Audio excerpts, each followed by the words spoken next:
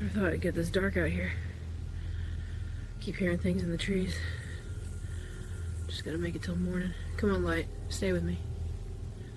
So far it's just me in the mud, but hey, these chips are still good. We'll be back. Oh my god! Oh my god! Help! Get away! Oh god! Oh god! Right behind me! Le brouillard matinal s'accrochait au pied de Blackwood Peak, telle une créature vivante, épaisse, froide et déterminée, déferlant à travers les vallées en lentes vagues qui semblaient respirer au rythme de la forêt ancestrale. Patricia Reynolds se tenait au départ du sentier, son souffle formant de petits nuages dans l'air de novembre, alors qu'elle ajustait une dernière fois les sangles de son sac à dos de randonnée, vérifiant chaque boucle avec le soin méthodique de quelqu'un qui avait appris que l'attention portée aux détails pouvait faire la différence entre une excursion réussie et une situation dangereuse. Avant de continuer, je voudrais vous demander votre soutien en vous abonnant à la chaîne. Votre abonnement est très important pour moi et m'aide énormément. Alors s'il vous plaît, abonnez-vous pour me soutenir. Cliquez sur le bouton j'aime. Tout ça parce que, à 47 ans, avec ses 167 kilos répartis sur sa silhouette d'1,68 m, Patricia avait appris depuis longtemps à ignorer les regards insistants, les commentaires chuchotés, la surprise à peine dissimulée lorsqu'elle se présentait sur les parkings en pleine nature avec un équipement de pro et l'assurance de quelqu'un qui savait exactement ce qu'elle faisait. Les regards réprobateurs l'avaient blessée dans sa jeunesse, à l'époque où elle avait commencé la randonnée comme une forme de thérapie après son divorce, quand chaque sentier ressemblait à une bataille, non seulement contre la montagne, mais aussi contre la honte de son propre corps qu'elle avait intériorisé.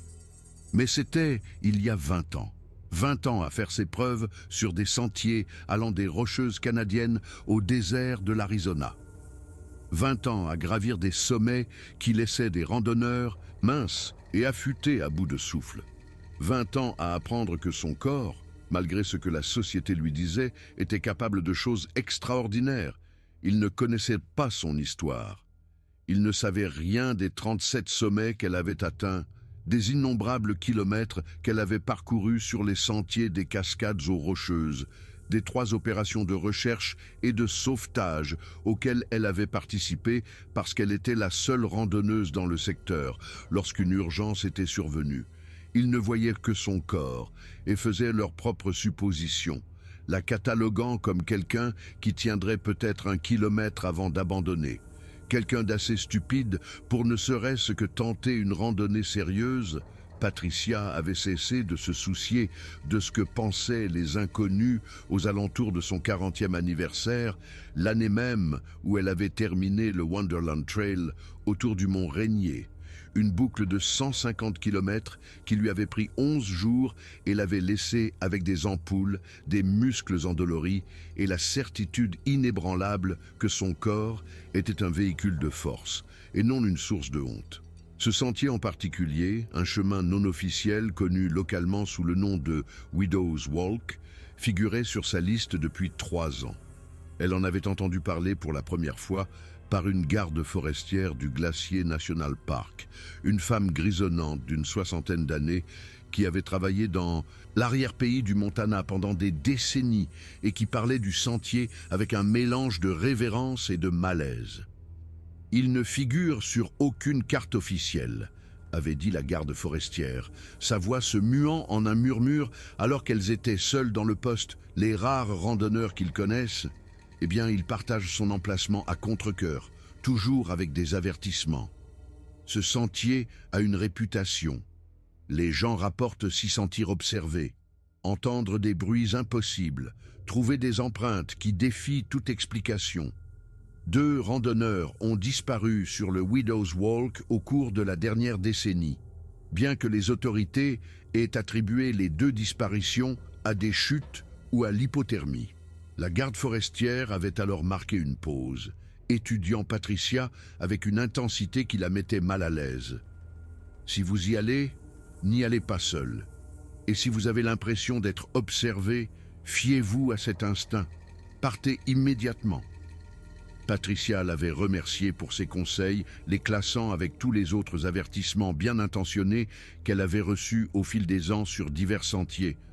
Elle respectait la nature sauvage, comprenait ses dangers, mais elle savait aussi que la peur pouvait être paralysante si on la laissait prendre racine.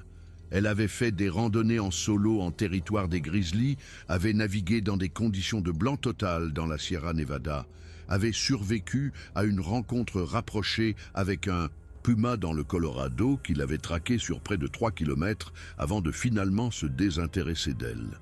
Elle était préparée, du moins c'est ce qu'elle pensait. Patricia avait passé les 2 derniers mois à se préparer pour cette randonnée. Elle avait étudié des cartes topographiques jusqu'à pouvoir visualiser chaque changement d'altitude, chaque traversée de ruisseau, chaque danger potentiel.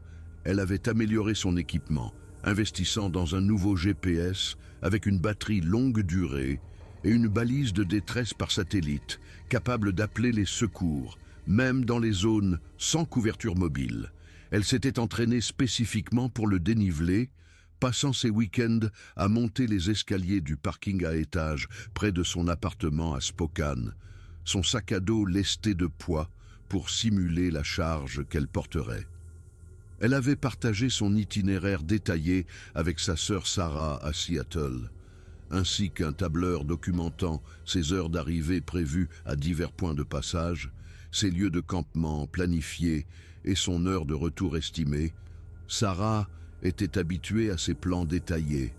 Patricia les lui fournissait pour chaque randonnée en solo depuis une grosse frayeur dans les Bitterroots 5 ans plus tôt, où elle avait fait une mauvaise chute et réalisé que personne ne saurait où la chercher si elle ne rentrait pas. « Tu es sûr pour celui-ci » avait demandé Sarah lors de leur dernier appel, la voix tendue par une inquiétude qu'elle tentait de dissimuler. « Le Widow's Walk, ça sonne... » « Je ne sais pas, Patricia.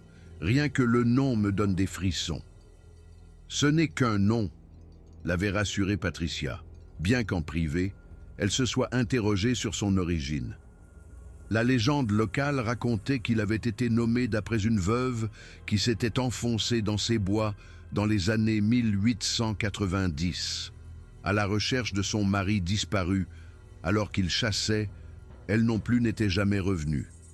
Son corps avait été retrouvé 6 mois plus tard, au pied d'une falaise, bien que certains habitants murmurent que la chute ne l'avait pas tué, que quelque chose d'autre l'avait tué avant. Mais Patricia ne croyait pas aux légendes locales.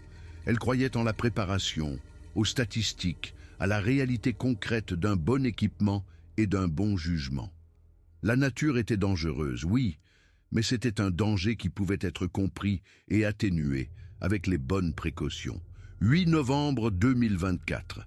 La date serait plus tard encerclée en rouge dans d'innombrables rapports, murmurés dans les conversations entre les secouristes bénévoles, marqués comme le jour où tout a changé dans la petite communauté montagnarde de Thornwood, Montana, 1247 habitants, une ville qui survivait grâce à l'exploitation forestière, une petite station de ski et les revenus occasionnels des randonneurs de passage en route vers des sentiers plus connus.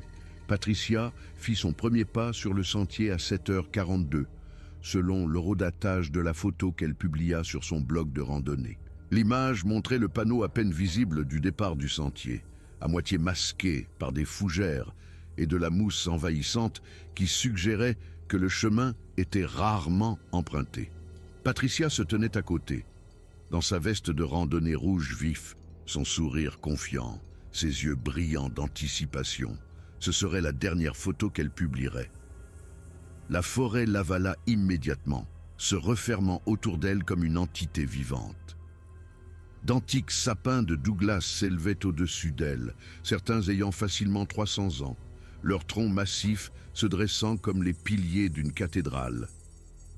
Leurs branches formaient un plafond qui filtrait la faible lumière du matin en un crépuscule verdâtre, créant une atmosphère aquatique qui rendait tout légèrement irréel, légèrement détaché du monde ordinaire. Le sous-bois était dense ici, agressif d'une manière qui suggérait que cette forêt n'avait jamais été exploitée, jamais domptée par l'intervention humaine. Des fougères épais poussaient jusqu'à la taille, leurs frondes encore perlées de la rosée du matin. Une plante épineuse locale se cachait dans l'ombre, ses larges feuilles et ses tiges couvertes d'épines, pouvant causer des infections si elles perçaient la peau. La mousse recouvrait tout, le sol, les arbres, les rochers, un épais tapis de verre qui étouffait les sons et conférait à la forêt un silence étrange, rompu seulement par la goutte d'eau occasionnelle tombant de la canopée et le chant lointain d'une grive à un collier. Le sentier lui-même n'était guère plus qu'une suggestion creusée à travers la nature, ressemblant plus à une piste animale qu'à quelque chose conçu pour le passage des humains. Patricia se déplaçait avec l'efficacité d'une randonneuse expérimentée, ses bâtons de marche trouvant prise sur le sol inégal, sa respiration régulière malgré le dénivelé immédiat. Elle avait appris, il y a longtemps, à adopter un rythme qu'elle pouvait maintenir pendant des heures, ignorant la voix dans sa tête qui la poussait parfois à aller plus vite, à prouver quelque chose à un public imaginaire. Elle avait toujours aimé cette partie de la randonnée, les premiers kilomètres où son corps était frais, où le poids de la civilisation s'évanouissait à chaque pas, où les seuls sons étaient sa propre respiration et le chant occasionnel d'un oiseau résonnant à travers les arbres. C'était sa méditation, sa thérapie, sa preuve à elle-même que son corps était capable de choses remarquables, malgré ce que les autres supposaient. En la regardant, Patricia avait découvert la randonnée presque par accident.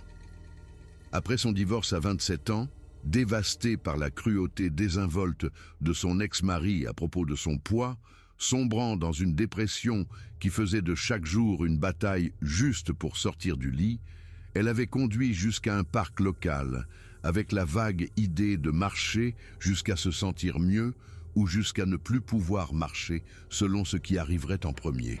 Cette première randonnée avait duré 5 kilomètres, dont une grande partie passait à pleurer, son corps protestant contre cet exercice inhabituel. Mais quelque part vers le 3e kilomètre, quelque chose avait changé. Le rythme de la marche, le simple fait de mettre un pied devant l'autre, avait apaisé le chaos dans son esprit. La forêt ne l'avait pas jugé. Le sentier ne se souciait pas de son poids, de ses échecs ou des voix dans sa tête qui lui disaient qu'elle n'était pas assez bien. Il était simplement là, solide, réel et indifférent au drame humain. Elle y était retournée le lendemain. Et le jour d'après. En 6 mois, elle était passée des parcs locaux à de vrais sentiers de randonnée. En 1 an, elle avait gravi son premier vrai sommet, une montagne de 3000 mètres dans les cascades qui l'avait laissée épuisée et exaltée et avide d'en faire plus. La randonnée lui avait sauvé la vie. Elle en était certaine. Cela lui avait donné un but, une communauté de passionnés qui la jugeaient sur ses compétences en randonnée plutôt que sur son apparence, et un lien profond avec le monde naturel qui rendait ses problèmes ordinaires plus petits, plus gérables. Maintenant, 20 ans plus tard, la randonnée était ce qu'elle était. Pas son travail d'experte en assurance, pas son rôle de tante des 3 enfants de Sarah, pas aucune des autres identités qu'elle portait dans la civilisation. Quand elle était sur le sentier, elle était simplement Patricia, une femme qui avait sa place dans la nature, qui comprenait ses rythmes et respectait sa puissance. Les 2 premières heures se passèrent sans incident, bien que Patricia sentit immédiatement la difficulté du terrain. Le sentier grimpait régulièrement, en lacet à travers une crête escarpée, le dénivelé étant assez agressif pour que même ses jambes bien entraînées ressentent la brûlure. Elle s'arrêtait fréquemment pour photographier des champignons intéressants accrochés à des troncs morts, un polypore souffrait d'un orange brillant, de délicates pleurotes blanches, d'étranges gelées violettes qui semblaient presque extraterrestres dans leur bizarrerie. Elle documenta les motifs complexes du givre sur les feuilles, la façon dont la lumière du matin filtrait à travers la canopée en puits dorés qui semblaient presque solides. Elle consigna ses observations dans le petit carnet qu'elle portait toujours, notant les types d'arbres, les traces d'animaux qu'elle repérait dans les zones boueuses, les relevés d'altitude de son GPS. À 9h30, elle avait gagné près de 600 mètres de dénivelé selon son GPS. La forêt avait subtilement changé à mesure qu'elle grimpait, Les arbres se faisaient plus rares, le sous-bois s'éclaircissait avec l'altitude et le sol devenait plus rocheux. Les sapins de Douglas laissaient place aux pruches subalpines et aux sapins subalpins, leurs formes tordues par les vents violents de l'hiver en des silhouettes sculpturales. Patricia s'arrêta dans une petite clairière pour se reposer, laissant tomber son sac avec un soupir de soulagement et s'asseyant sur un tronc d'arbre tombé que le temps et les éléments avaient poli jusqu'à le rendre presque confortable. Ses jambes tremblaient légèrement de fatigue. Un bon tremblement, celui qui témoignait de muscles ayant bien travaillé. Elle sortit son thermos de café chaud et une barre protéinée, savourant les deux tout en étudiant la vue qui s'offrait à elle. D'ici, elle pouvait voir par-delà une vallée étroite jusqu'à la crête suivante, les pentes couvertes des verts mélangés des conifères et des blancs squelettiques des trembles et des bouleaux qui avaient déjà perdu leurs feuilles. Blackwood Peak lui-même se dressait au loin, son sommet enveloppé de nuages qui semblaient lourds de la promesse de neige. Le Widow's Walk n'atteignait pas le sommet. Peu de sentiers le faisaient. Mais selon ses cartes, il l'emmènerait tout près jusqu'à une prairie alpine qui, d'après les quelques comptes rendus qu'elle avait trouvés en ligne, offrait des vues spectaculaires par temps clair. Le silence était profond. En ville, le vrai silence n'existait jamais. Il y avait toujours le bourdonnement du trafic, le grésillement de l'électricité, le bruit de fond de la civilisation humaine. Mais ici, le silence avait un poids et une substance. Il pressait contre ses tympans d'une manière qui était d'abord inconfortable, mais devenait progressivement méditative.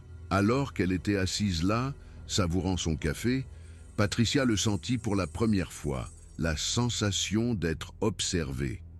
C'était subtil au début, juste un picotement dans la nuque, une conscience primitive qu'elle n'était pas seule. Le sentiment était familier à tout randonneur expérimenté. La nature avait une façon de vous rendre hyper conscient, d'amplifier chaque sens jusqu'à ce que vous puissiez entendre votre propre rythme cardiaque, sentir la pression de l'air changer, percevoir la présence d'animaux même lorsque vous ne pouviez pas les voir. Patricia balaya attentivement la lisière de la forêt, ses yeux se déplaçant lentement sur les ombres entre les arbres, cherchant un mouvement, la forme révélatrice d'un cerf ou d'un wapiti. Les ours noirs auraient déjà dû être en hibernation si tard en novembre, mais ils restaient parfois actifs si des sources de nourriture étaient encore disponibles. Les pumas étaient rares mais pas inconnus dans cette région. Elle ne vit rien, juste les rangées infinies d'arbres, leurs troncs sombres d'humidité, leurs branches bougeant légèrement dans une brise qu'elle ne pouvait pas sentir au niveau du sol. « Juste un animal », se murmura-t-elle, prenant une autre gorgée de café. « Probablement juste un cerf. » Mais le sentiment ne disparut pas. Au contraire, il s'intensifia. La sensation d'être observée, d'être évaluée, devint si forte que Patricia se retrouva à se retourner à plusieurs reprises. Certaine qu'elle surprendrait un aperçu d'Es qui portait une attention si particulière à sa présence. Elle avait déjà ressenti cela lors de voyages en solo. La nature avait le don de jouer des tours à votre esprit, surtout quand vous étiez seul pendant des heures ou des jours. Le cerveau humain n'était pas conçu pour une solitude aussi profonde. Il commençait à fabriquer des menaces, à voir des motifs dans des ombres aléatoires, à entendre une signification dans des sons ordinaires. Patricia refusa de laisser une peur irrationnelle écourter sa randonnée. Elle était venue de trop loin, s'était préparée trop minutieusement, avait attendu ce sentier depuis trop longtemps pour rebrousser chemin à cause d'un sentiment. Elle termina son café, rangea ses déchets avec le soin méticuleux d'une randonneuse respectueuse du principe sans trace, et remit son sac sur ses épaules. Le sentiment d'être observée persista. Mais Patricia se força à l'ignorer, se concentrant plutôt sur le sentier devant elle et le défi physique de la montée. Le sentier devint plus accidenté après la clairière. Des sections avaient été emportées, probablement lors de la fonte des neiges du printemps précédent, forçant Patricia à grimper sur des rochers instables et des racines exposées. Sa progression ralentit considérablement, mais cela ne la dérangeait pas. C'était le type de randonnée qu'elle aimait le plus, technique exigeante, requérant toute son attention. Il n'y avait pas de place ici pour les angoisses de la vie quotidienne, pas d'espace pour s'inquiéter des délais au travail, des drames familiaux ou du stress constant de bas niveau de l'existence moderne. Il n'y avait que le prochain pas, la prochaine prise, la prochaine respiration. Elle traversa une section où le sentier longeait le bord d'une pente abrupte, le sol tombant brusquement sur sa droite dans un ravin rempli d'une végétation dense. À sa gauche, une paroi rocheuse s'élevait presque à la verticale, l'obligeant à avancer prudemment le long du chemin étroit, le corps pressé contre la pierre. Le vide ne la dérangeait pas. Elle avait développé une bonne résistance au vertige au fil des années de randonnée. Mais il exigeait respect et un placement prudent des pieds. C'est en traversant cette section que Patricia l'entendit clairement pour la première fois. Une branche se brisant quelque part derrière elle, le craquement sec du bois se rompant sous un poids important, elle se figea, son rythme cardiaque s'accélérant. Ce n'était pas le bruit d'une branche tombant naturellement.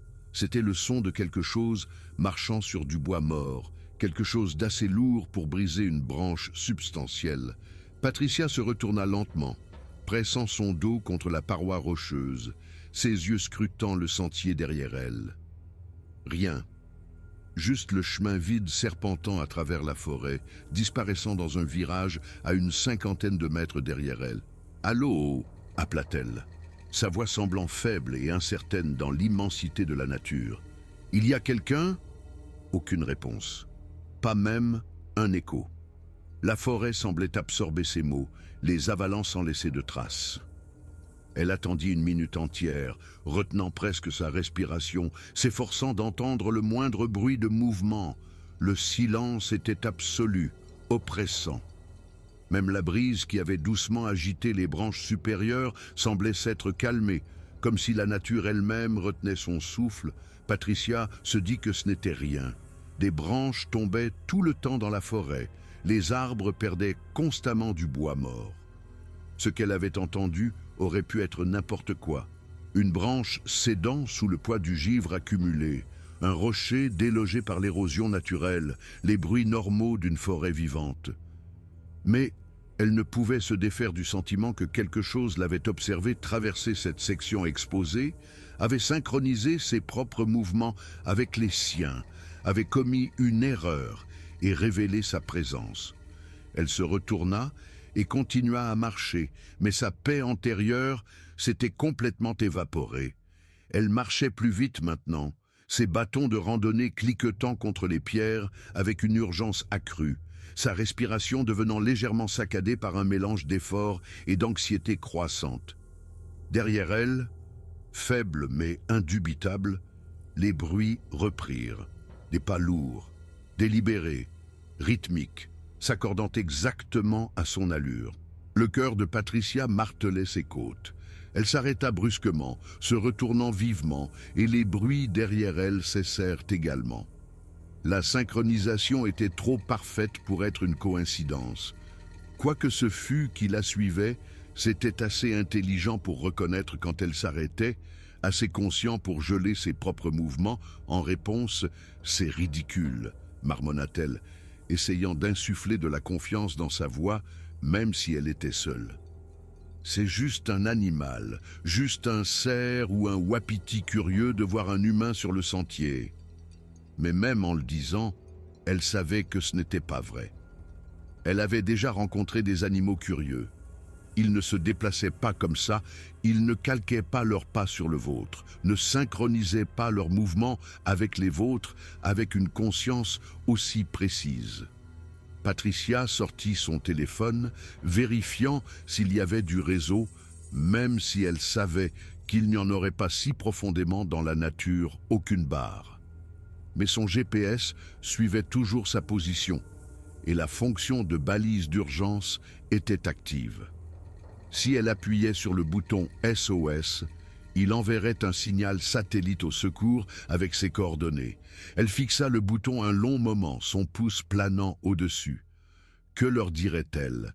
Qu'elle avait l'impression d'être suivie? Qu'elle avait entendu des branches craquer? Ils enverraient une équipe, la trouveraient probablement en train de rentrer tranquillement vers sa voiture, et elle serait à jamais connue comme la femme qui avait paniqué pour rien. Patricia remit le téléphone dans sa poche. Elle n'allait pas être cette personne. Elle n'allait pas laisser la peur l'emporter sur son jugement et son expérience.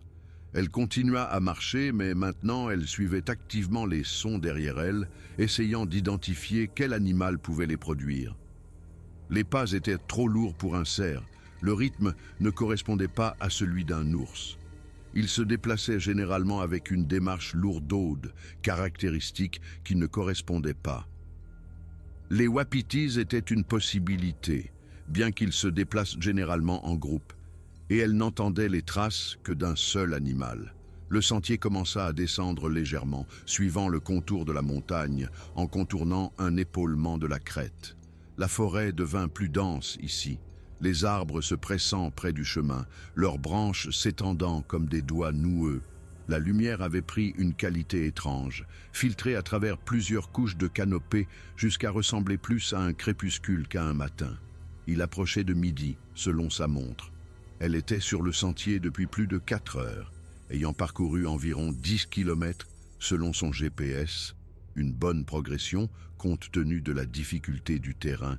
À ce rythme, elle atteindrait la prairie alpine en milieu d'après-midi, peut-être en début de soirée au plus tard. Elle pourrait y camper, passer la nuit sous les étoiles si le temps se maintenait, et avoir toute la journée suivante pour explorer avant de repartir. Mais d'abord, elle devait s'occuper de ce qui la suivait. Patricia s'arrêta dans une section plus large du sentier, choisissant délibérément un endroit où elle avait de la visibilité dans toutes les directions. Elle laissa tomber son sac, sortit son spray anti-ours, une bombe assez puissante pour neutraliser temporairement un grizzly, et vérifia que la sécurité était enlevée. Le spray avait une portée efficace d'environ 9 mètres. Si ce qui la suivait s'approchait à cette distance, elle serait prête. Elle attendit, parfaitement immobile, ses yeux scrutant la forêt dans toutes les directions. Les minutes passèrent. 5, 10, 15, rien. La forêt restait silencieuse, vide, ne donnant aucun signe que quoi que ce soit d'autre existait en son sein, à part Patricia elle-même. Elle commençait à se sentir stupide, debout là avec son spray anti-ours à la main quand elle sentit l'odeur. Elle la frappa comme un coup physique, si forte et soudaine qu'elle recula d'un pas. L'odeur était indescriptible, un mélange de charogne, de musc et de quelque chose de fondamentalement anormal, quelque chose qui déclencha toutes les sonnettes d'alarme primitives de son cerveau reptilien. C'était l'odeur de la pourriture mêlée à un musc animal, mêlée à autre chose, quelque chose que son esprit conscient ne pouvait identifier mais que son inconscient reconnaissait comme un danger. La puanteur était si écrasante que les yeux de Patricia se remplirent de larmes, son estomac se nouant d'une nausée immédiate. Elle avait déjà senti des animaux morts, avait même campé accidentellement près d'une carcasse de wapiti en décomposition une fois dans le Wyoming. C'était pire, c'était concentré, frais, puissant, d'une manière qui suggérait que la source était proche, très proche. Les mains de Patricia tremblaient, alors qu'elle agrippait le spray anti-ours, sa tête pivotant frénétiquement pour tenter de localiser la source de l'odeur. La forêt semblait exactement comme quelques instants auparavant, dense, verte, paisible. Mais maintenant, elle savait avec une certitude absolue que quelque chose était là, assez proche pour qu'elle puisse le sentir, quelque chose qui l'observait avec une conscience patiente et calculatrice. Puis elle l'entendit, une vocalisation grave et gutturale qui semblait vibrer dans l'air même. Pas tout à fait un grognement, pas tout à fait un rugissement, mais quelque chose entre les deux. Le son était si bas, si résonnant, que Patricia le sentit dans sa poitrine comme une sensation physique, sa cage thoracique vibrant à sa fréquence. Ce son brisa quelque chose en elle, le dernier vestige de contrôle rationnel qui l'avait gardé calme et posé. Patricia attrapa son sac, ne prenant pas la peine de le mettre correctement. le serrant simplement contre sa poitrine, alors qu'elle courait. Le sentier devint flou autour d'elle, tandis qu'elle fuyait, ses pieds martelant la terre, des branches lui fouettant le visage et les bras. Elle se moquait des égratignures, de la douleur dans ses genoux due à l'impact de la course sur un sol inégal. Rien n'importait, sauf la fuite, sauf mettre de la distance entre elle et ce qui avait produit ce son. Derrière elle, elle l'entendit se lancer à sa poursuite. Les bruits n'étaient plus subtils ni cachés. Des pas lourds s'écrasaient à travers le sous-bois, ne se souciant plus de la discrétion. La créature et l'esprit de Patricia avaient finalement accepté que ce n'était pas un animal normal. Aucune espèce connue, figurant dans les guides, la poursuivait avec une vitesse et une détermination terrifiantes. Patricia s'était entraînée pour beaucoup de choses dans sa carrière de randonneuse. Elle avait pratiqué la construction d'abris d'urgence, suivi des cours de secourisme en milieu sauvage, appris à naviguer avec une carte et une boussole lorsque son GPS tombait en panne. Mais elle ne s'était jamais entraînée à être chassée, ne s'était jamais préparée à la terreur viscérale d'être une proie. Ses poumons la brûlaient, ses jambes hurlaient de protestation, mais un pur instinct de survie la poussait en avant avec une force qu'elle ne se connaissait pas. Le sentier s'était rétréci ici, bordé d'une végétation épaisse des deux côtés, rendant impossible de quitter le chemin. Elle était piégée sur une unique ligne de fuite et ceux qui la poursuivaient le savaient. Les bruits derrière elle se rapprochaient. Plus seulement des bruits de pas maintenant, mais le râle rauque d'une respiration laborieuse, des expirations profondes et lourdes qui semblaient étrangement humaines et pourtant complètement étrangères en même temps.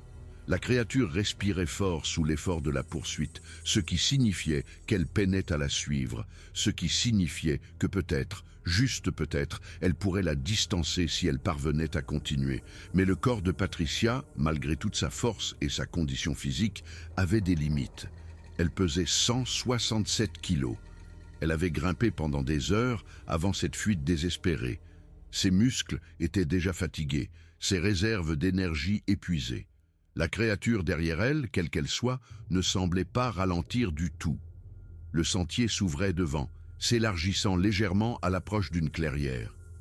Patricia la visa avec une détermination acharnée, espérant qu'un terrain découvert pourrait lui offrir des options, améliorer ses chances d'une manière ou d'une autre. Elle jaillit de la section étroite du sentier, son élan la portant sur plusieurs mètres dans la clairière, avant que la physique et l'épuisement ne l'emportent finalement. Son pied se prit dans une racine exposée. Elle tenta de se rattraper, mais ses jambes fatiguées ne purent compenser. Patricia tomba lourdement, s'étalant de tout son long dans la terre humide de la clairière, son sac s'échappant de ses bras et glissant sur le sol. L'impact chassa l'air de ses poumons, la laissant haletante, sonnée, incapable de bouger pendant plusieurs secondes cruciales. Le temps qu'elle parvienne à se retourner sur le dos, il était trop tard. La créature émergea de la lisière de la forêt. L'esprit de Patricia refusa tout simplement de traiter ce qu'elle voyait pendant plusieurs secondes éternelles.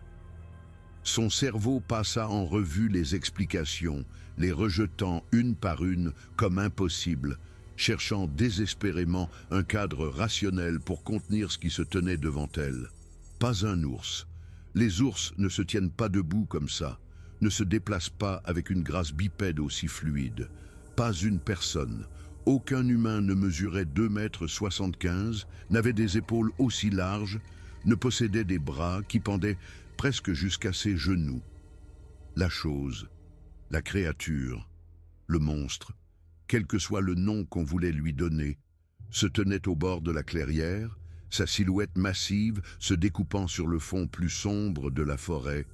Son corps était couvert d'une fourrure épaisse et emmêlée qui paraissait brun foncé ou noir, pendant en touffes et en nœuds qui suggéraient des années, peut-être des décennies, de croissance.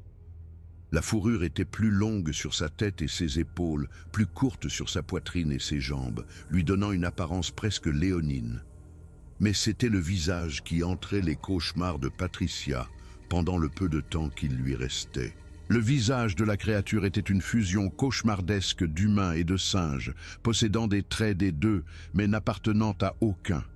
Des yeux profondément enfoncés brillaient d'une lumière réfléchie, leur couleur impossible à déterminer dans l'ombre, mais indubitablement intelligent, calculateur, conscient. Le nez était large et plat, la bouche large et sans lèvres, révélant, lorsqu'elle se retroussait dans ce qui aurait pu être un grognement ou un sourire, des dents jaunies trop grandes, trop nombreuses, trop pointues pour un humain. La respiration de la créature sortait en lourds reniflements, des nuages de vapeur s'échappant de ses narines dans l'air froid. L'odeur qui l'avait submergé plus tôt était concentrée maintenant, émanant de la créature en vagues de puanteur si puissantes que Patricia eut un haut le cœur tout en reculant sur les mains et les talons, essayant de mettre de la distance entre elle et cette chose impossible. Le temps sembla ralentir, chaque instant s'étirant en une éternité. La main de Patricia chercha à tâtons sur sa ceinture le spray anti-ours qu'elle y avait accroché, ses doigts maladroits de terreur et de froid. La créature observait ses mouvements avec ce qui semblait être de la curiosité, sa tête s'inclinant légèrement sur le côté dans un geste troublant d'humanité. Puis, elle bougea. L'attaque se produisit si vite que Patricia enregistra à peine les moments individuels. Une seconde, la créature était à 3 mètres. La suivante, elle était sur elle, comblant la distance avec une vitesse qui défiait la physique pour quelque chose d'aussi massif. Ses mains immenses, et c'étaient des mains, pas des pattes, avec des pouces opposables et des doigts terminés par des ongles épais et noirs, se refermèrent sur ses épaules avec une force écrasante. Patricia hurla alors qu'elle était soulevée sans effort dans les airs, ses jambes pendant inutilement, tandis que la créature la hissait à hauteur de ses yeux. À cette distance, l'odeur était indescriptible, submergeant tous les autres sens. Le visage de la créature était à quelques centimètres du sien, son souffle chaud et fétide contre sa peau, ses yeux la fixant avec une intensité qui suggérait l'intelligence, l'intention, quelque chose de bien au-delà de l'instinct animal. La bouche de la créature s'ouvrit et elle émit un son. Pas un rugissement, pas un grognement. Quelque chose de complètement différent. Les vocalisations qui émergèrent de la gorge de la créature étaient complexes, modulées, montant et descendant, avec des motifs qui suggéraient un sens, qui laissaient entrevoir un langage. Les sons étaient gutturaux, rauques, totalement différents de toute parole humaine, mais ils possédaient une structure, une inflexion, un rythme. La créature ne faisait pas que du bruit, elle essayait de communiquer. « Pitié !» haleta Patricia, les larmes coulant sur son visage. Sa voix à peine un murmure. « Pitié, ne me faites pas de mal. S'il vous plaît, je vais partir, je ne reviendrai jamais, pitié !» La seule réponse de la créature fut de la projeter au sol. L'impact fut dévastateur. Patricia sentit des os se briser, sentit l'air exploser de ses poumons, sentit la conscience tenter de fuir la douleur écrasante. Elle gisait, sonnée, incapable de respirer, son corps en état de choc suite à la violence de l'impact. La créature se dressait au-dessus d'elle, bloquant le peu de lumière qui filtrait à travers les arbres, sa forme massive la plongeant dans l'ombre. La main de Patricia, se déplaçant apparemment de son propre chef, trouva son téléphone dans la poche de sa veste. Ses doigts, agissant par pur instinct, tandis que son esprit conscient vacillait sous la douleur et la terreur, parvinrent à le déverrouiller, à activer la fonction d'enregistrement d'urgence qu'elle avait configurée avant la randonnée. Le petit appareil commença à capturer l'audio et les données GPS, téléchargeant ce qu'il pouvait sur le cloud, pendant les brefs instants où il captait une faible connexion satellite. « Au secours !» murmura Patricia dans le téléphone. Sa voix, à peine audible, même pour elle-même, humide et rauque de sang provenant de blessures internes, quelque chose m'attaque. Sentier Widow's Walk, Blackwood Peak, quelque chose. Mon Dieu, aidez-moi. Ce n'est pas un animal, c'est... La main de la créature descendit, ses doigts massifs se refermant sur le téléphone et le lui arrachant des mains. L'appareil vola dans les airs, atterrissant quelque part au bord de la clairière avec un bruit sourd. Mais son microphone continua d'enregistrer, capturant tout ce qui allait se passer ensuite. Ce qui suivit serait plus tard mesuré à 17 minutes et 42 secondes, bien que pour Patricia, cela parut des heures, une éternité, un cauchemar qui refusait de se terminer. La créature attaqua avec une brutalité méthodique qui suggérait une intelligence plutôt qu'une rage aveugle. Elle ne la tua pas simplement et rapidement, elle semblait l'examiner, la tester. Chaque coup était accompagné de cette étrange vocalisation, de ces sons gutturaux qui montaient et descendaient comme un discours, comme si elle essayait de communiquer quelque chose que le cerveau mourant de Patricia ne pouvait comprendre. Elle se défendit avec tout ce qu'elle avait, griffa la terre, essayant de s'éloigner en rampant, donna de faibles coups de pied avec des jambes qui ne fonctionnaient plus correctement, hurla jusqu'à ce que sa voix s'éteigne, jusqu'à ce qu'elle ne puisse plus émettre que des sons humides et gargouillants alors que le sang remplissait sa gorge. La créature la souleva de nouveau, sans effort, comme si elle ne pesait rien malgré sa taille. Elle la porta sur plusieurs mètres, puis la projeta à nouveau au sol. Et encore. Patricia sentit ses côtes se briser, sentit ses organes internes se rompre, sentit son corps se briser morceau par morceau. À un certain moment, elle ne saurait dire quand, le temps avait perdu toute signification, Patricia cessa de se battre. Elle resta simplement là, brisée et saignante, fixant le ciel gris, visible à travers les trouées de la canopée. Son esprit se détacha de la douleur, flottant quelque part au-dessus de son corps, observant avec une étrange clarté ce qui lui arrivait. « C'est comme ça que je meurs », pensa-t-elle avec un calme surprenant, tuée par quelque chose qui ne devrait pas exister. Personne ne le croira, ils diront que c'était un ours, ils trouveront une explication logique. Les vocalisations de la créature changèrent, devenant presque plaintives, interrogatives. Elle s'accroupit à côté de son corps brisé, sa main massive, tellement plus grande que n'importe quelle main humaine, s'avançant pour toucher son visage avec ce qui aurait pu être de la curiosité. Patricia essaya de parler, d'essayer de demander pourquoi, mais seul du sang sortit. La créature émit un dernier son, un grondement profond qui sembla faire trembler le sol sous eux. Puis, elle attrapa son corps et commença à le traîner. La conscience de Patricia vacilla, l'obscurité s'insinuant au bord de sa vision. Elle était consciente du mouvement, d'être tirée à travers la forêt, des branches raclant son corps brisé. Elle entendait la respiration lourde de la créature, sentait ses mains agripper sa cheville avec une force impossible, puis, enfin, miséricordieusement, l'obscurité l'engloutit complètement. Le téléphone continua d'enregistrer longtemps après que Patricia se fut tue. Il captura le son de quelque chose de grand, traînant, un objet lourd à travers la neige et le sous-bois, la respiration rauque de la créature, le claquement des branches alors qu'elle s'enfonçait plus profondément dans la forêt.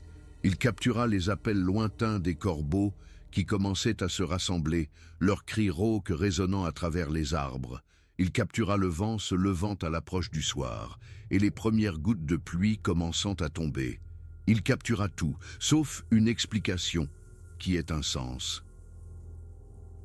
3 jours passèrent avant que quiconque ne réalise que Patricia Reynolds avait disparu. Sa sœur Sarah, qui attendait un appel confirmant le retour de Patricia en toute sécurité, attendit un jour de plus avant de s'inquiéter. Patricia perdait souvent la notion du temps sur les sentiers, prolongeant parfois ses voyages d'un jour ou 2 si les conditions étaient bonnes et qu'elle avait des provisions supplémentaires. Il n'était pas rare que Patricia sorte de la nature avec un jour de retard, le visage brûlé par le soleil, épuisée et pleine d'histoires de rencontres inattendues avec la faune ou de campements particulièrement beaux. Mais quand 48 heures devinrent 72 sans nouvelles, sans SMS, sans mise à jour sur le blog de randonnée que Patricia tenait religieusement, l'inquiétude de Sarah se cristallisa en une peur véritable. Elle appela le bureau du shérif du comté de Thornwood à 9h17 le 11 novembre, un mardi matin froid où le givre recouvrait tout et le ciel était bas et gris, promettant de la neige. Le shérif James Whitmore répondit lui-même à l'appel. C'était un petit département, juste lui, 2 adjoints et une assistante administrative qui travaillait à temps partiel. La plupart de son travail consistait à gérer des touristes ivres, des différents domestiques occasionnels et de la paperasse. Les randonneurs disparus arrivaient peut-être 2 fois par an, se terminant généralement par une personne embarrassée mais soulagée, retrouvée quelques heures après le début des recherches. Mais quelque chose dans la voix de Sarah Reynolds, la façon dont elle tremblait d'une panique à peine contenue, le mit immédiatement en alerte. « Ma sœur est partie randonner seule », expliqua Sarah, ses mots sortant vite, trébuchant les uns sur les autres. « Le sentier Widow's Walk. Elle devait être de retour il y a 2 jours. Elle appelle toujours, shérif. Toujours. Patricia est méticuleuse en matière de sécurité. Elle laisse des itinéraires détaillés, elle donne des nouvelles régulièrement. Quelque chose ne va pas. Je sais que quelque chose ne va pas. » Whitmore sentit son estomac se nouer à la mention du Widow's Walk. Il était shérif du comté de Thornwood depuis 15 ans, avait vécu dans ces montagnes toute sa vie, il connaissait la réputation du sentier, avait entendu les histoires chuchotées dans les box, du fond du restaurant local, avait vu le malaise dans les yeux des secouristes vétérans lorsque cette portion de nature était mentionnée. « Madame, j'ai besoin que vous me disiez tout ce que vous savez sur les plans de votre sœur, » dit-il en attrapant un bloc-notes. « Commencez par le début. » Sarah lui raconta tout. La préparation méticuleuse de Patricia, l'itinéraire détaillé qu'elle avait laissé, les coordonnées GPS de son parcours prévu, les photos qu'elle avait publiées sur son blog depuis le départ du sentier. Elle envoya par email à Whitmore des copies de tout pendant qu'il parlait, sa voix devenant de plus en plus désespérée à mesure que la réalité de la situation s'imposait à elle. Elle était prudente, ne cessait de répéter Sarah. Si prudente, ça ne lui ressemble pas. Elle ne pourrait pas juste, elle ne disparaîtrait pas comme ça. Après avoir raccroché avec Sarah, Whitmore resta assis à son bureau un long moment, fixant les cartes et les documents maintenant étalés devant lui, le Widow's Walk. Il ne l'avait jamais parcouru lui-même, l'avait délibérément évité en fait, bien qu'il ne l'ait jamais avoué à personne. Il y avait quelque chose dans cette section de la montagne qui l'avait toujours troublé, même quand il était enfant, à Thornwood. Son grand-père avait été shérif avant lui, et le grand-père de son grand-père avant ça. 3 générations de Whitmore maintenant la paix dans ces montagnes. Et à travers ces générations, des histoires s'étaient transmises. Pas des histoires officielles, pas le genre que l'on met dans les rapports ou que l'on raconte aux étrangers, mais des histoires de famille, des avertissements murmurés sur certains endroits de la nature à éviter, certains sentiers où les gens disparaissaient plus souvent que les statistiques ne pouvaient l'expliquer. Le Widow's Walk était l'un de ces endroits. Whitmore prit son téléphone et appela Marcus Stone, le coordinateur de l'équipe de recherche et de sauvetage bénévole du comté. Marcus écouta sans l'interrompre pendant que Whitmore expliquait la situation. Quand le shérif eut terminé, il y eut un long silence au bout du fil avant que Marcus ne parle. « Le Widow's Walk », dit doucement Marcus. Sa voix portait des décennies d'expérience, de sauvetage réussi et infructueux, de choses vues dans la nature qui défiaient toute explication facile. « James, je dois te dire quelque chose avant qu'on organise ces recherches. Quelque chose que j'aurais probablement dû te dire il y a longtemps. Vas-y. Ce sentier, il y a eu des incidents. Pas seulement les 2 randonneurs disparus que tout le monde connaît, d'autres choses. Des gens qui sont revenus changés, qui ont refusé de parler de ce qui leur était arrivé là-bas. Des chasseurs qui ont abandonné du matériel coûteux et ne sont jamais retournés le chercher. Une garde forestière qui a demandé un transfert hors de l'État après avoir passé une nuit seule à la cabane de maintenance près du sentier. Elle n'a pas voulu dire pourquoi, elle a juste fait ses valises et est partie.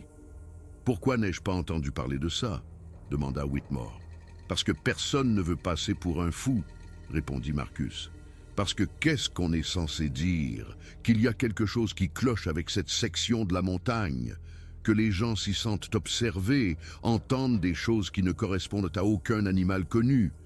Qui va prendre ça au sérieux? Whitmore ferma les yeux, se massant les tempes, où un mal de tête commençait à se former. Nous devons quand même chercher. Je sais, je dis juste, prépare l'équipe. Fais-leur un briefing approprié. Et James, si nous trouvons des preuves de quelque chose d'inhabituel, nous devrons gérer ça avec précaution, discrètement. Quel genre de quelque chose d'inhabituel? Marcus resta silencieux un moment. Je ne sais pas. Mais mon instinct me dit que cette recherche va être différente des autres. L'équipe de recherche se rassembla à 5h30 le 12 novembre, 4 jours après que Patricia eut commencé sa randonnée. 12 bénévoles se réunirent au départ du sentier du Widow's Walk alors que l'aube se levait froide et grise sur Blackwood Peak. Ils étaient tous expérimentés en sauvetage en milieu sauvage, un mélange de personnel du service forestier, de pompiers volontaires et de passionnés de plein air locaux qui avaient participé à des dizaines de recherches au fil des ans. Marcus les briefa sur la situation. Randonneuses solo, expérimentées, bien équipées, en retard de 3 jours. Ils avaient ses coordonnées GPS, son itinéraire prévu, l'emplacement de sa dernière photo connue. La recherche devrait être simple. Mais alors que l'équipe se préparait à partir, vérifiant les radios et s'organisant en groupe de recherche, Marcus remarqua quelque chose qui approfondit son malaise. La forêt était silencieuse, pas seulement calme, silencieuse. Aucun chant d'oiseaux, aucun bruissement d'écureuils ou de tamias, aucun son lointain de corbeaux ou de geais. La cacophonie habituelle de la vie forestière s'était complètement tue, comme si la nature elle-même retenait son souffle. Plusieurs des bénévoles le remarquèrent aussi, échangeant des regards mais ne disant rien. Ils avaient tous déjà ressenti cela à divers endroits dans les montagnes. Ce sentiment d'anormalité, d'être dans un lieu où les règles normales ne s'appliquaient pas tout à fait. « On y va !» dit Marcus, sa voix semblant trop forte dans le silence oppressant. Schéma de recherche standard. Contrôle radio toutes les 30 minutes. Personne ne s'éloigne de plus de 6 mètres du sentier sans un partenaire. Et... il hésita, puis continua. Si vous voyez quelque chose d'inhabituel, quoi que ce soit, vous appelez à la radio immédiatement. N'enquêtez pas seul. Compris? Les bénévoles hochèrent la tête, certains semblant confus par cette insistance inhabituelle. Et d'autres, ceux qui avaient passé le plus de temps dans ces montagnes, comprenant exactement ce que Marcus ne disait pas. L'équipe de recherche commença son ascension. La première heure se passa sans incident, bien que le silence contre nature persistât. L'équipe se déplaçait en une ligne lâche, répartie sur le sentier et la forêt de chaque côté, appelant le nom de Patricia toutes les quelques minutes et écoutant toute réponse. La forêt ne leur rendit rien, avalant leurs appels sans même un écho. Ils trouvèrent les bâtons de randonnée de Patricia à 7h15. Trevor Moss, à 24 ans, le plus jeune membre de l'équipe de recherche, les repéra le premier. 2 bâtons en fibre de carbone haut de gamme gisant au milieu du sentier, dans une section où le chemin se rétrécissait entre des peuplements denses de jeunes pins. Ils n'avaient pas été posés avec soin. Ils avaient été lâchés, abandonnés sur place. Marcus s'agenouilla à côté des bâtons, son œil expérimenté notant les détails. Les dragonnes, qui s'enroulent normalement autour des poignets d'un randonneur, avaient été arrachés, pas débouclés. Les bâtons eux-mêmes ne montraient aucun dommage, excluant une chute ou un accident. Elle courait, dit doucement Marcus, levant les yeux vers le sentier devant eux, quelque chose l'a fait lâcher ses bâtons et courir. L'équipe se dispersa plus prudemment maintenant, l'ambiance passant d'une recherche de routine à autre chose. Tout le monde était en alerte, bien qu'aucun d'eux ne puisse articuler pourquoi. La forêt semblait se resserrer, les ombres, entre les arbres plus sombres, et plus substantielle qu'elle n'aurait dû l'être même dans la faible lumière du matin. C'est Melissa Chen, la secouriste de l'équipe, qui remarqua l'odeur en premier. « Est-ce que quelqu'un d'autre ?» Elle s'interrompit, plissant le nez. « Qu'est-ce que c'est que ça ?» En quelques instants, ils la sentirent tous, une odeur faible, mais distincte de décomposition et de musc, quelque chose de sauvage et d'anormal, porté par l'air froid du matin. Plusieurs des bénévoles portèrent inconsciemment la main à des armes qu'ils n'avaient pas, leurs mains se déplaçant là où le spray anti-ours ou les armes à feu seraient dans leur étui, si c'était une partie de chasse plutôt qu'une opération de sauvetage. Continuez d'avancer, ordonna Marcus, bien que ses propres instincts lui hurlaient de faire demi-tour. « Restez groupés !» La clairière apparut devant eux sans avertissement, le sentier s'ouvrant sur un espace à peu près circulaire d'une quinzaine de mètres de diamètre. L'équipe émergea de la section étroite du sentier et s'arrêta, frappée de stupeur par ce qui se trouvait devant eux. La clairière ressemblait à un champ de bataille. La terre était retournée, labourée et perturbée sur une vaste zone. De jeunes arbres en périphérie avaient été cassés à des hauteurs bien au-dessus de la portée humaine. Les fougères et le sous-bois étaient écrasés dans un motif qui suggérait une force énorme. Et partout, éclaboussés sur les rochers, imprégnés dans le sol, projetés sur les troncs d'arbres, il y avait du sang. « Mon Dieu !» souffla Trevor, le visage blême.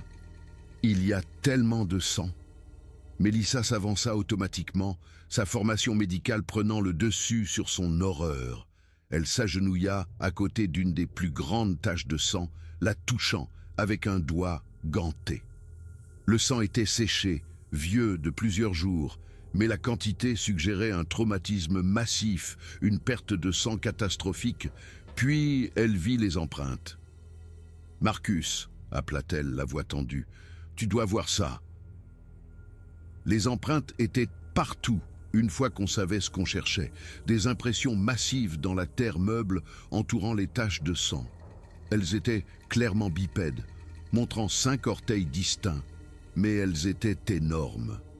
Marcus sortit un mètre ruban, ses mains tremblant légèrement alors qu'il documentait ce qu'il voyait, 51 cm du talon aux orteils, près de 20 cm de large, une profondeur suggérant un poids de l'ordre de 225 à 320 kilos. « Quel animal fait des empreintes comme ça ?» demanda l'un des bénévoles, bien que la réponse fût évidente dans son ton. Aucun animal qu'il connaissait ne faisait de telles empreintes. Marcus photographia tout, sa formation professionnelle prenant le relais, même si son esprit peinait à traiter l'épreuve. Les empreintes montraient des crêtes dermiques, l'équivalent des empreintes digitales, visibles dans les impressions les plus fines. La structure des orteils ne ressemblait à aucun ours. La longueur de la foulée était impossible pour tout mammifère nord-américain connu. « Dispersez-vous !» ordonna Marcus, forçant sa voix à rester stable. « Cherchez d'autres signes. Et que quelqu'un trouve ce téléphone, elle avait une balise d'urgence qui devrait encore émettre. » Trevor l'entendit le premier, un faible bip électronique provenant du bord de la clairière. Il se fraya un chemin à travers le sous-bois, suivant le son, et trouva le téléphone de Patricia à moitié enfoui dans des feuilles humides. L'appareil était toujours allumé, sa batterie presque épuisée, mais la balise d'urgence émettait toujours. Trevor le ramassa avec précaution, notant l'écran fissuré, les rayures sur le boîtier et le sang.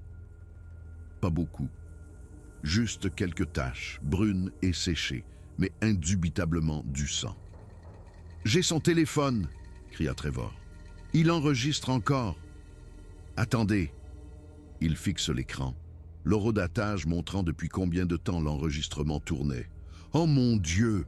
Les gars, il enregistre depuis presque 4 jours !» Marcus prit le téléphone avec précaution, l'estomac noué en réalisant ce que cela signifiait. Quoi qu'il se soit passé dans cette clairière, quoi qu'aient causé l'effusion de sang et le chaos qu'il voyait, cela avait été capturé en audio. « Nous devons suivre la piste », dit un autre bénévole, montrant où la perturbation continuait au-delà de la clairière. Des marques de traînées s'éloignaient dans la forêt, un chemin clair où quelque chose de lourd avait été tiré à travers le sous-bois. L'équipe de recherche suivit à contre-cœur, leur empressement initial remplacé par une appréhension croissante. Ils savaient tous ce qu'ils allaient trouver. La seule question était de savoir à quel point ce serait horrible. La piste les mena sur 400 mètres plus profondément dans la forêt, loin de tout sentier établi, dans une section de forêt ancienne qui n'avait probablement pas vu de présence humaine depuis des décennies. Les marques de traînées étaient continues, indubitables. Quelque chose avait tiré un objet lourd avec une force constante et délibérée, sans s'arrêter ni dévier de sa trajectoire. Ils trouvèrent le corps de Patricia à 8h47, partiellement dissimulé sous un tronc d'arbre tombé dans un épais fourré de lauriers de montagne. Mélissa s'approcha la première, sa formation de secouriste exigeant qu'elle vérifie les signes de vie, même si toutes les personnes présentes savaient qu'il n'y en aurait aucun. Elle s'agenouilla à côté du corps, commençant son évaluation avec un détachement professionnel qui s'effondrerait complètement quelques heures plus tard. Lorsque la réalité de ce qu'elle avait vu la frapperait enfin, Patricia Reynolds était morte depuis environ 3 à 4 jours. Les températures froides avaient ralenti la décomposition, laissant le corps dans un état terrible mais reconnaissable, et les blessures, fractures multiples, rapporta Mélissa, sa voix mécanique, dépouillée d'émotion, crâne, côte, bassin, fémur. Traumatisme contondant massif généralisé, lacération grave sur les bras et le torse, blessures internes étendues, évidentes d'après le gonflement et la décoloration. Mais c'est ce qu'elle ne dit pas qui pesait lourdement dans l'air froid du matin. Aucun humain n'aurait pu infliger ces blessures. La force requise pour briser des os aussi complètement, pour causer un traumatisme aussi étendu, était au-delà des capacités humaines. Même un accident de la route ne présenterait pas ce schéma, et il n'y avait aucune marque de morsure, aucune lacération de griffes, aucune des blessures caractéristiques associées aux attaques d'ours ou de pumas. Juste un traumatisme contondant massif, comme si Patricia avait été battue à mort par quelque chose, possédant une force incroyable. Marcus documenta tout avec des photographies, se forçant à maintenir une distance professionnelle, même si ses mains tremblaient.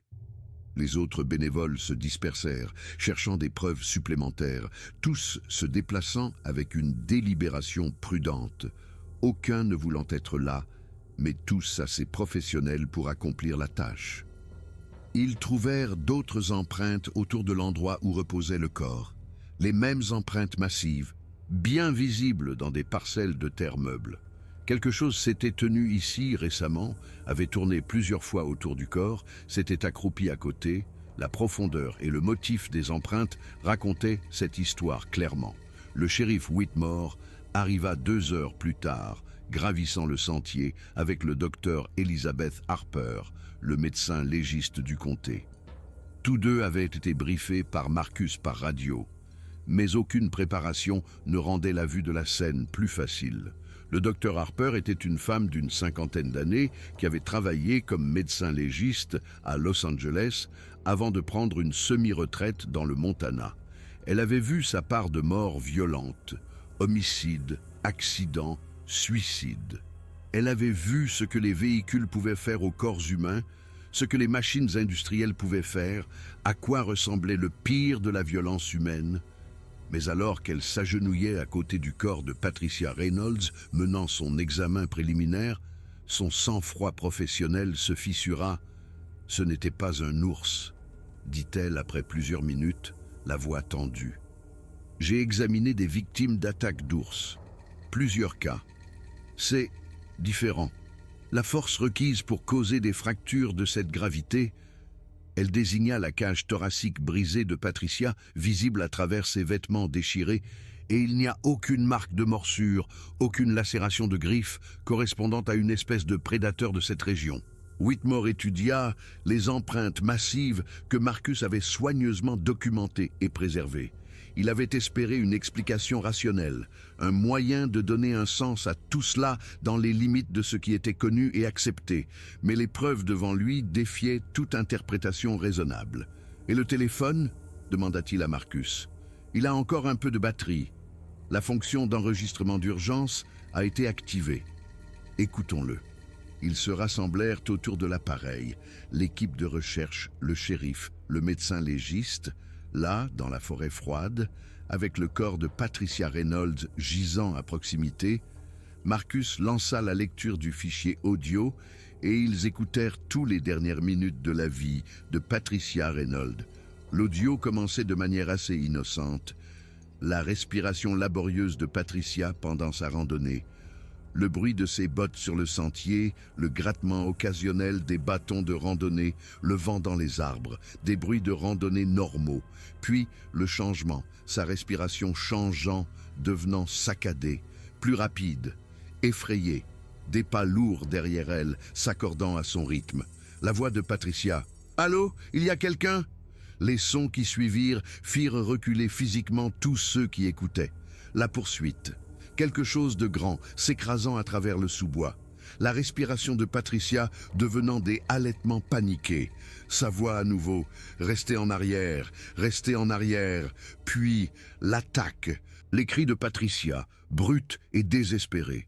Des bruits d'impact qui firent tressaillir des secouristes endurcis. Les bruits sourds et humides d'un corps projeté à plusieurs reprises contre le sol.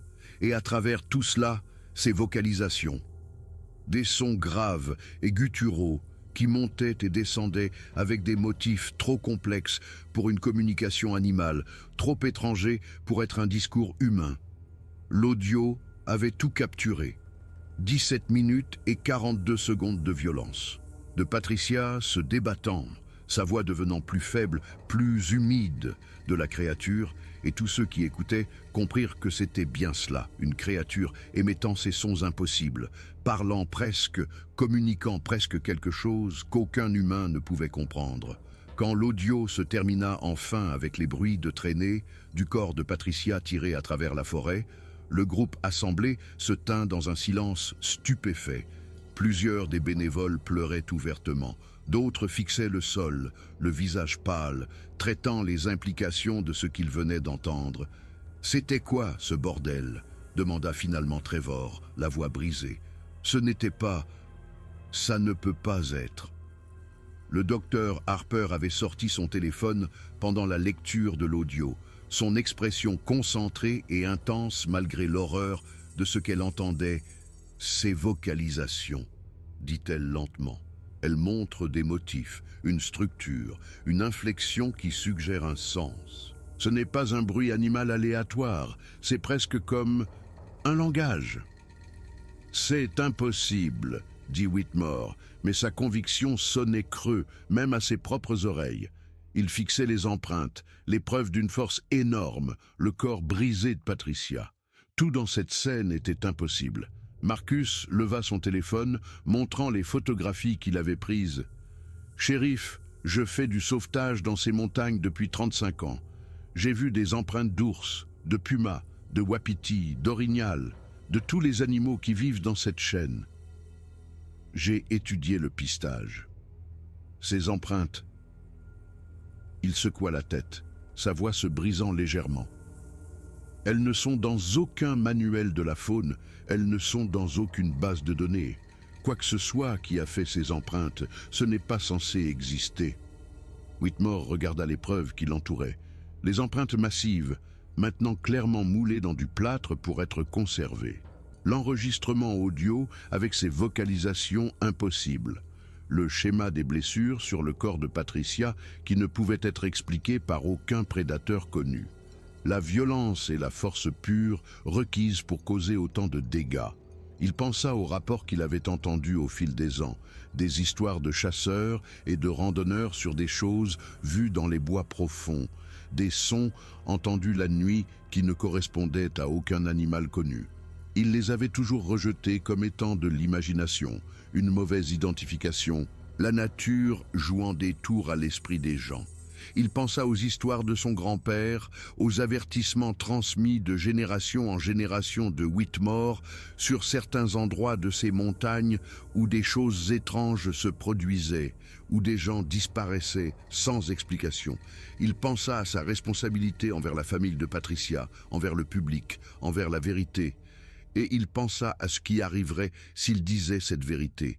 La panique, le cirque médiatique, les histoires folles et les théories farfelues, Thornwood deviendrait une destination pour tous les chasseurs de créatures et de monstres du pays. L'enquête lui serait retirée par les autorités de l'État ou fédérales qui voudraient étouffer ou minimiser les preuves. Et plus importante encore, il se demanda si quelqu'un le croirait vraiment.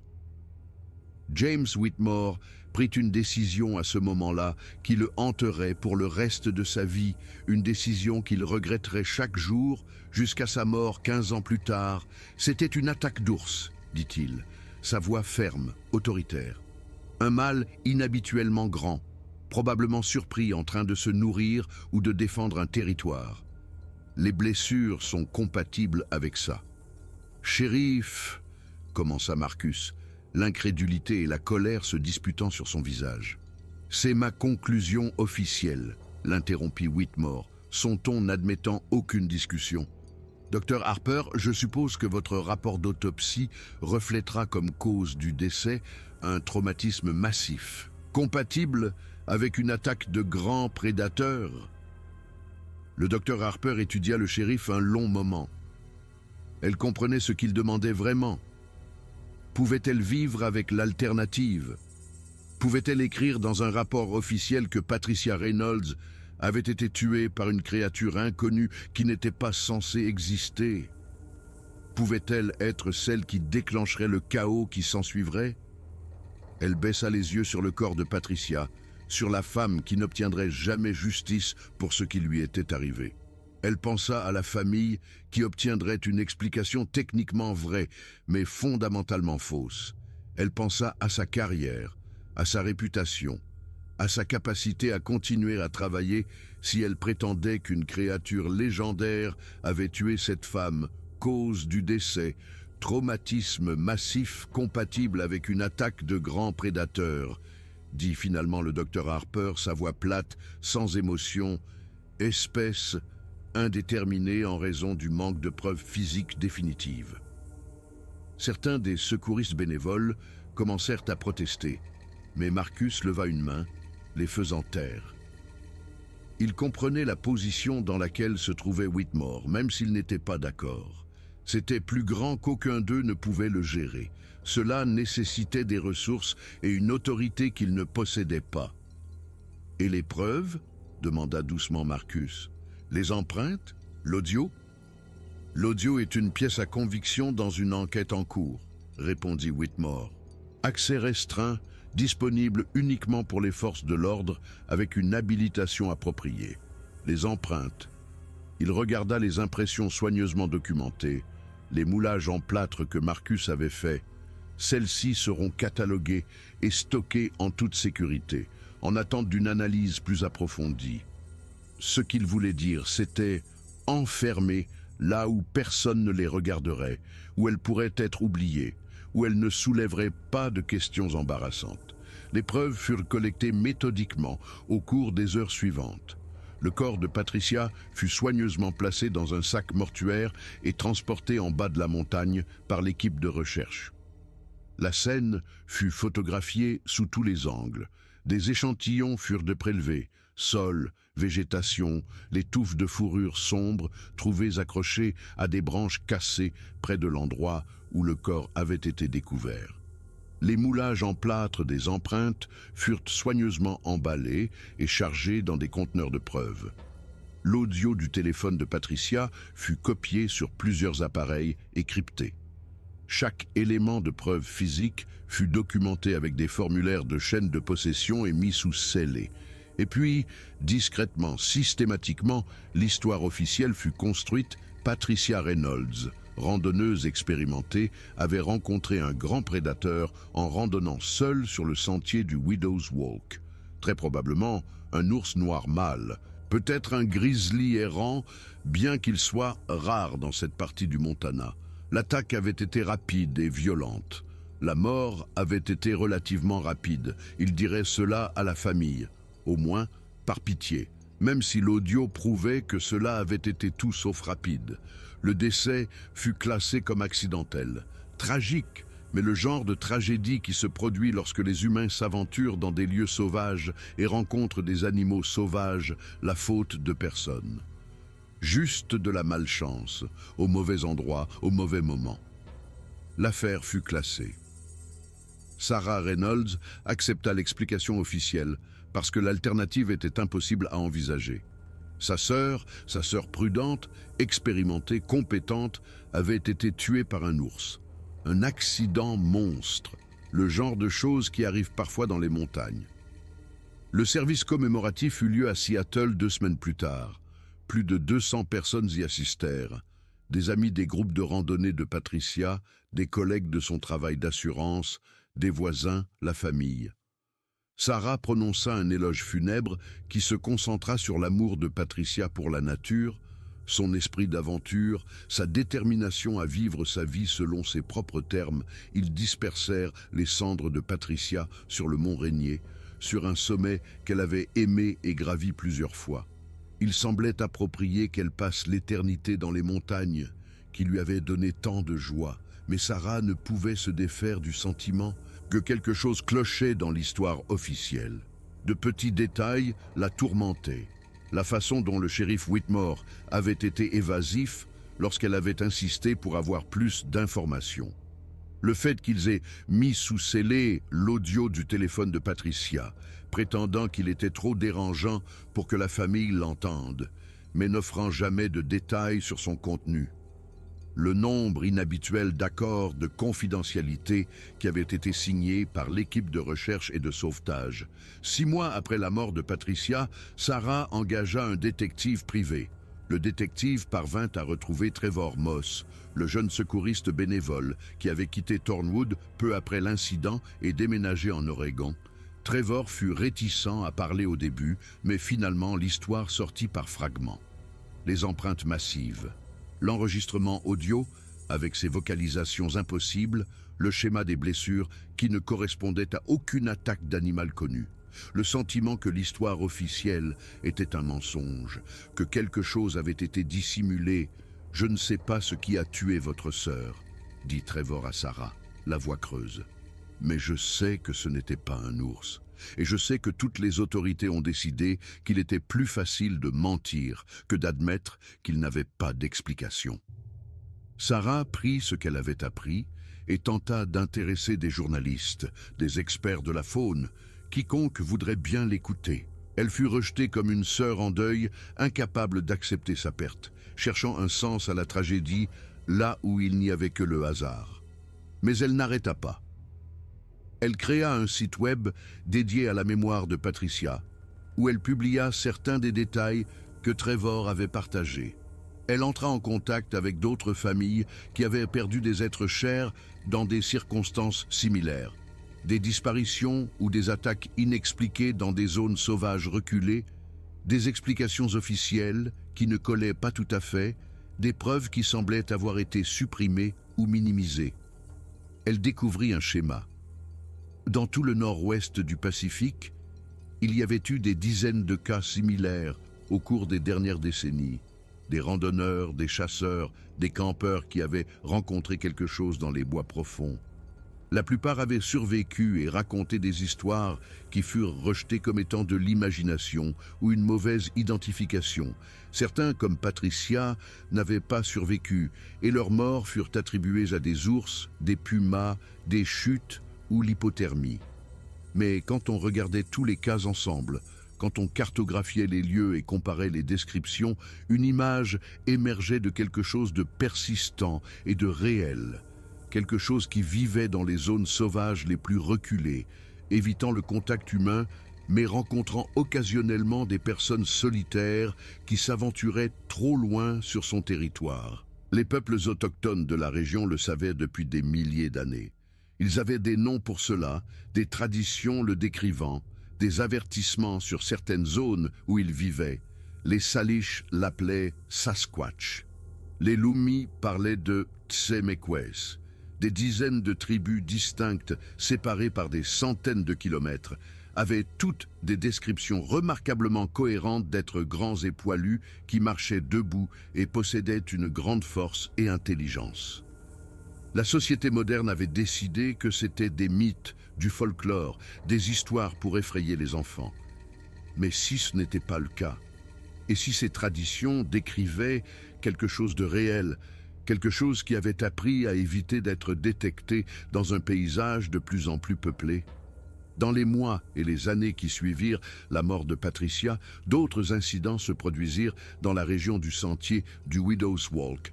Bien qu'aucun ne fût officiellement lié à son cas, 3 groupes de randonneurs distincts signalèrent avoir été suivis par quelque chose de grand qui restait juste hors de vue, s'accordant à leur rythme, faisant des bruits qu'ils ne pouvaient identifier.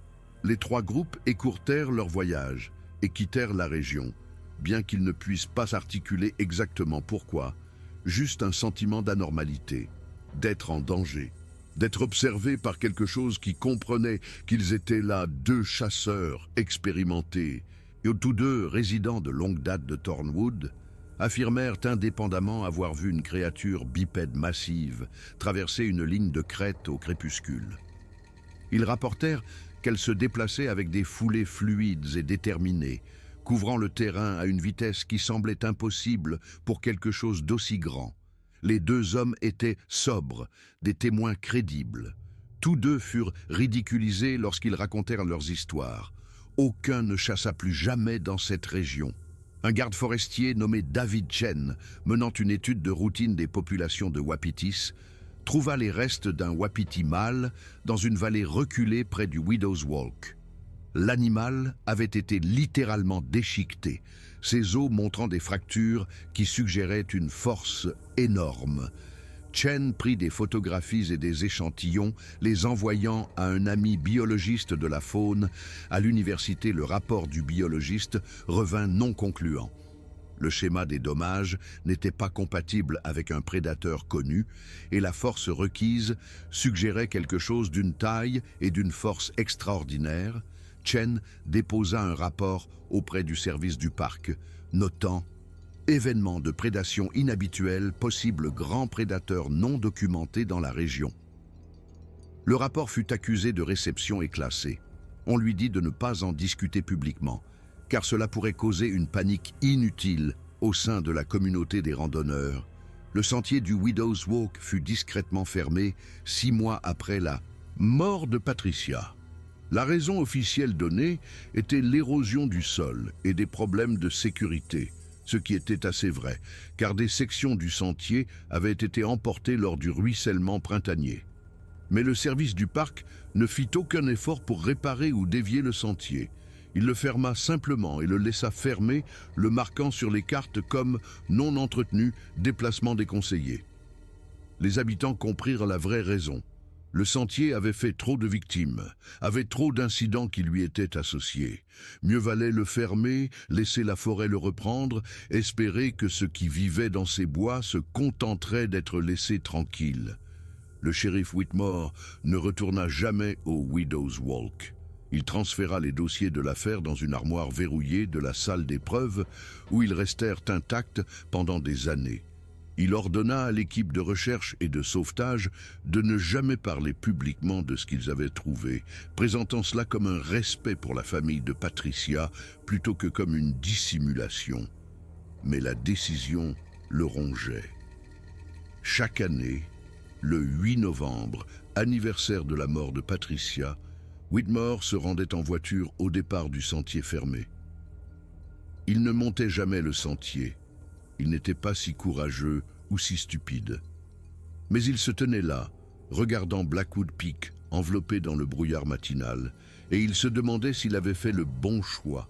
Les preuves restèrent enfermées au sous-sol du bureau du shérif, des moulages en plâtre d'empreintes de 51 cm de long, montrant des crêtes dermiques et des caractéristiques anatomiques qui ne correspondaient à aucune espèce connue. Des photographies de la scène montrant la violence et le chaos des derniers moments de Patricia. le fichier audio crypté, c'est 17 minutes et 42 secondes d'horreur qui ne seraient jamais rendues publiques et des échantillons. Des échantillons de poils prélevés sur les lieux, rêches et sombres, qui avaient été envoyés à un laboratoire pour analyse sous un faux numéro de dossier. Les résultats étaient revenus non concluants. L'ADN de l'échantillon ne correspond à aucune espèce dans les bases de données disponibles, contamination ou dégradation possible. Recommandons un nouveau prélèvement pour vérification. Whitmore ne fit jamais de nouveaux prélèvements. Il n'envoya jamais les échantillons à un autre laboratoire. Il classa simplement les résultats avec tout le reste, ajoutant une pièce de plus au puzzle qui ne pourrait jamais être officiellement résolu. Le docteur Elizabeth Harper garda ses propres secrets. Elle avait mené une autopsie approfondie sur le corps de Patricia, documentant chaque blessure avec des détails cliniques. Le schéma des fractures suggérait des impacts de quelque chose d'une force immense, mais aussi d'un certain degré de précision. Les blessures n'étaient pas aléatoires ou chaotiques, comme on le verrait dans une chute ou un accident de la route. Elles montraient des preuves de multiples frappes délibérées. Les échantillons de tissu qu'elle avait prélevés montraient des anomalies qu'elle ne pouvait expliquer. L'analyse microscopique révéla des motifs de fibres inhabituels dans certaines des blessures, pas des poils ou de la fourrure d'un animal connu, mais quelque chose de différent. Les cellules montraient des signes de traumatisme massif, mais aussi autre chose, quelque chose qui suggérait une exposition à une enzyme ou une protéine inhabituelle qu'elle ne pouvait identifier. Elle avait tout photographié, tout documenté dans son rapport d'autopsie officiel en utilisant un langage soigneusement neutre qui disait la vérité sans rien dire de trop explicite, cause du décès. Traumatisme contondant massif entraînant une défaillance multiviscérale. Manière du décès. Attaque par un grand animal inconnu. C'était le mot-clé. Pas ours, pas puma, pas quoi que ce soit qu'il puisse nommer. Inconnu. Harper conserva des copies de ses notes dans un dossier personnel à la maison, enfermé dans un coffre-fort qui contenait ses documents les plus importants. Elle ne savait pas pourquoi elle se sentait obligée de préserver ces informations, à quoi cela pourrait servir. Mais un instinct lui disait qu'un jour, quelqu'un aurait besoin de connaître la vérité sur ce qui était arrivé à Patricia Reynolds. Marcus Stone ne pouvait pas participer à une autre dissimulation. 6 mois après avoir trouvé le corps de Patricia, il prit sa retraite du sauvetage et déménagea en Arizona dans le désert ouvert où rien ne pouvait approcher sans être vu à travers les ombres denses de la forêt. Avant de quitter Thornwood, il copia tout. Photographies, mesures, notes. Il viola des accords de confidentialité et enfreignit des lois, mais quelqu'un devait préserver la vérité. Il accorda une interview prudente à un site de cryptozoologie sous un pseudonyme. « J'ai été dans ces montagnes pendant plus de 40 ans, dit-il. Je pensais connaître tous les animaux qui s'y trouvaient. J'avais tort. Il y a des choses dans les forêts profondes, des choses intelligentes qui défendent leur territoire. Parfois, quand quelqu'un franchit des limites dont il ignore l'existence, il rencontre quelque chose qui ne devrait pas exister. C'est tout ce que je peux dire, mais c'est la vérité. » Trevor Moss devint obsédé. Il déménagea à Portland, compila des bases de données de rencontres similaires dans tout le nord-ouest du Pacifique. Les schémas étaient troublants. Les observations se concentraient dans des zones sauvages spécifiques. Les descriptions étaient remarquablement cohérentes au fil des décennies. Des créatures de 2,40 m à 3 mètres de haut, se déplaçant avec une intelligence humaine, mais une force animale. Il contacta des scientifiques, présentant les données de manière professionnelle. Il fut complètement ignoré, mais les preuves existaient. La communauté scientifique refusait de regarder. 5 ans plus tard, la réalisatrice de documentaires Alexandra Chen obtint un accès partiel via une demande au titre de la loi sur la liberté d'information, FOIA. Elle montra les photographies d'empreintes au docteur Raymond Fisher, un primatologue qui avait passé 30 ans à étudier les grands singes. L'analyse du docteur Fisher fut sans équivoque. Ces empreintes montrent des caractéristiques compatibles avec un primate bipède. La structure du pied suggère un animal qui marche debout habituellement. La taille indique des dimensions extraordinaires, entre 2,40 m et 2,90 m de haut, de 225 à 320 kg. Cependant, aucun primate de ce type n'est connu pour exister en Amérique du Nord. Pressé, il admit, en me basant uniquement sur la morphologie, ce sont des empreintes d'une grande espèce de primate bipède, actuellement inconnue de la science. Vous parlez de Bigfoot, dit Alexandra. Je parle d'un grand singe non découvert, indigène d'Amérique du Nord, répondit-il prudemment. De nouvelles espèces sont découvertes régulièrement. Les gorilles de montagne n'ont été décrits qu'en 1903. Les peuples autochtones d'ici ont des traditions décrivant de telles créatures depuis des milliers d'années. Sommes-nous si arrogants pour supposer que tout cela n'est que du folklore? Le documentaire d'Alexandra de 2029, The Widow's Walk, Truth in the Shadows, présenta les preuves méthodiquement. Les grands médias l'ignorèrent, mais parmi les chasseurs, les guides, les secouristes bénévoles, les communautés autochtones, les gens qui passèrent du temps dans la nature profonde, il toucha une corde sensible, validant des expériences qu'on leur avait dit être impossibles. Le Widow's Walk resta fermé. Les habitants évitaient cette section de la montagne, surtout après la tombée de la nuit. Par les nuits calmes de novembre, les résidents l'entendaient parfois, un hurlement profond et résonnant faisant écho à travers la vallée.